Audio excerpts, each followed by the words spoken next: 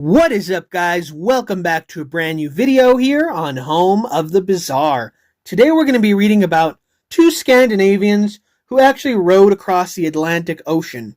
But before we take a deep dive in today's weird and bizarre story, I want you guys to please click that big red subscribe button so you guys never miss out on future content. Anyway, let's dive right into today's story. Just 30 years ago, two Norwegians actually rowed, R-O-W-E-D, across the Atlantic from New York, in a rowboat. They made no great fuss about it. They were in New York. The weather was fine. They reckoned that they would row home and see how their old folks were getting on. Of course, one ought to have a good, reliable rowboat, not a second-hand craft. So like most wise cruisers, they built her themselves, of well and truly seasoned cedar wood. 18 feet long, she was clinker built with a 5-foot beam and a depth inside of 35 inches. Fox was her name. She dropped down the river from New York on the outgoing tide at 5 o'clock on the afternoon of June 6, 1896. For more than a month, the life of the rowers was relatively uneventful.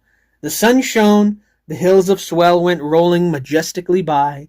The oars were steady piled, shift after shift.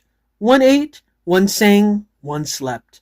Then things began to happen, and their trip, the rest of it, by the way, was a nightmare. God was good to them, however, and eventually they made the port of Havre, where they landed 62 days after leaving New York.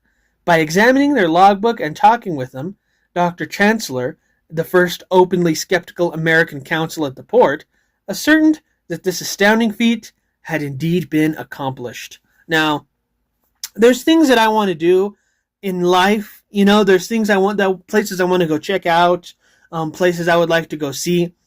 But that's not something that I'd want to do. I would not want to row across the Atlantic Ocean in a rowboat. Leave a comment down below. Tell me what you guys think. That must have been a really scary trip. A rowboat? By the dimensions that it described, this thing was, let's see, it says 35 inches. That's not even 3 feet deep. Can you imagine being on a rowboat in the middle of the Atlantic Ocean? What if there's like a huge wave? I would not want to be on that boat. Anyway, leave a comment down below. And if you guys enjoyed today's eerie and bizarre story, don't forget to subscribe for some more bizarre content. See you guys later.